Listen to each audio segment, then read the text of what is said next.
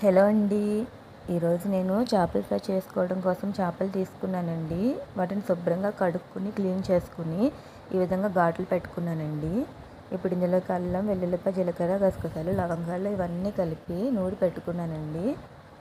ఇప్పుడు ఈ చేపల్లోకి మనం నూరి పెట్టుకున్న ఈ పేస్ట్ వేసుకోవాలి. అలాగే సరిపడా సాల్టు,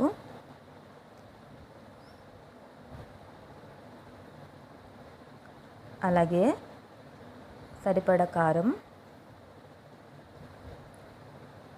కొంచెం నూనె ఇవన్నీ వేసుకుని చేపలకి బాగా పట్టేటట్టుగా కలుపుకోవాలండి. వీటన్నింటినీ బాగా చేపలకి పట్టేటట్టుగా కలుపుకోవాలండి ఈ విధంగా. ఇప్పుడు వీటిని ఒక అరగంట సేపు నానబెట్టండి. ఇప్పుడు స్టవ్ ఆన్ చేసుకుని ప్యాన్ పెట్టుకుని ఆయిల్ వేసుకోండి.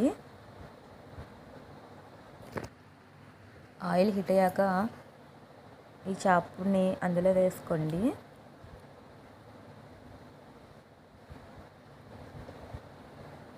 ఇప్పుడు వీటిని బాగా ఫ్రై చేసుకోవాలండి.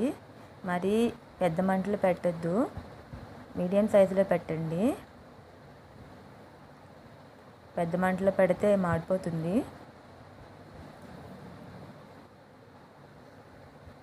ఇప్పుడు వీటిని అటు ఇటు ఫ్రై చేసుకోవాలండి. ఇవి విడిపోతాయి, విడిపోకుండా జాగ్రత్తగా తిప్పుకోండి.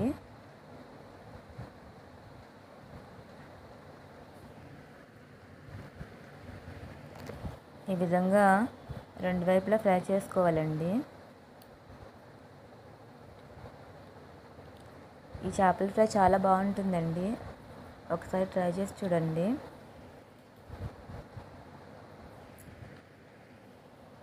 ఈ విధంగా బాగా ఫ్రై చేసుకోవాలండి.